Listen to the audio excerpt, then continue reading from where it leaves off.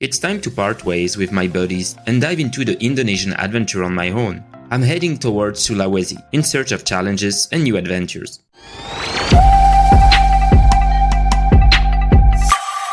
Keep Your Wings, le podcast. Chapter 5, A Precarious Journey.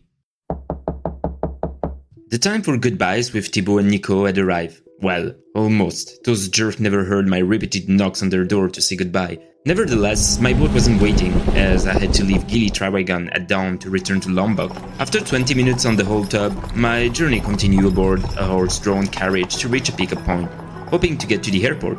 Indeed, I had made my decision. I was going to Sulawesi. I was craving a change, more nature, and a challenge. And I wouldn't be disappointed. The arrival in Sulawesi was not easy, with hours of delay, because the plane was never ready. The troubles continued as I tried to reach my Grab driver while avoiding the taxis swarming around the airport. My entire leg sank into a badly sealed manhole cover. More fear than harm in the end, but a hefty dose of adrenaline for sure. And to finish, my late arrival at the hotel into that muggy room with my friends the cockroaches, quite an introduction I must say. The condition of the road in Sulawesi is catastrophic as well.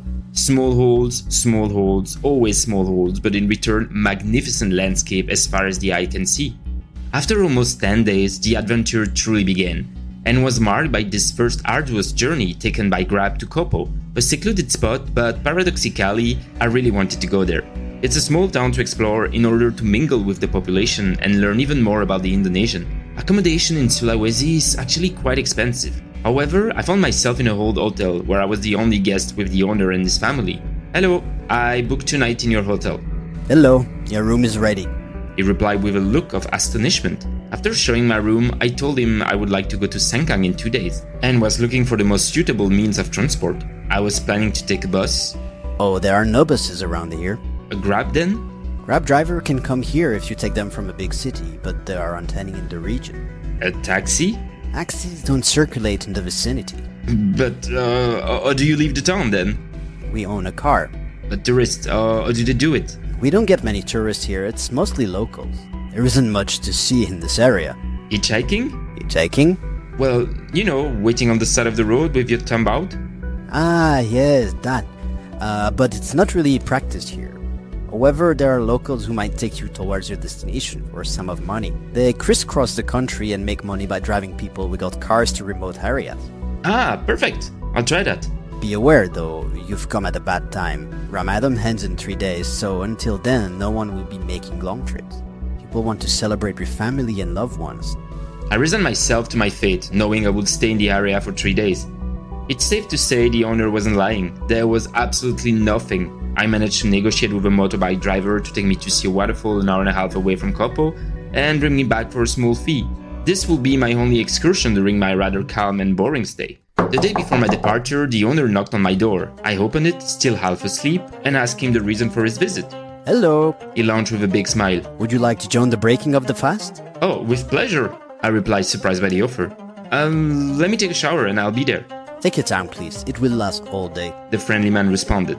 After freshening up, I headed toward the gigantic lobby of my hotel. In the middle, a very long rectangular table held various dishes that were completely unfamiliar to me. Being a fussy eater, I was surprised to find a few rare gems that I quickly ate throughout the day. Truly, this breaking of the fast allowed me to meet many members of the hotel's owner family, from his wife and children to his brother-in-law and cousin by marriage, as well as the great uncle living in Jakarta. Their English was rough, but they offered smiles, sparkling eyes, and a thirst to learn and get to know the other person. I was lucky, especially grateful for this moment. Unexpected, certainly, but interesting and moving. This is what I love most about traveling. Breaking down the fears, taboos, and barriers that some people impose on themselves out of fear. Life is not meant to be lived in a small bubble. You have to reach out to others, go out and meet people, whoever they may be, to believe again in humanity, in people, in kindness. Life is not limited to what we see in the media. I had a painful experience of carrying my burden of pessimism at the time. You have to remain open in all circumstances and keep learning. Our world is not made only of doubt and certainties. You must also leave room for surprise. The next day was time for me to start my adventure. I thanked my host and asking for a piece of cardboard on which I wrote Sengkang. My next destination was set. All I had to do was to rely on luck and the kindness of the locals. I start off by the side of the road, which I thought was the main one, a bit out of spite. Very quickly, a man spotted my sign and waved for me to hop onto the back of his trailer. Yes, I cheered, thinking the hardest part was already over.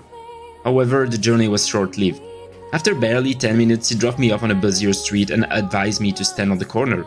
I asked him if any cars were going to Sengkang. Sometimes. He smiled, squinting his eyes.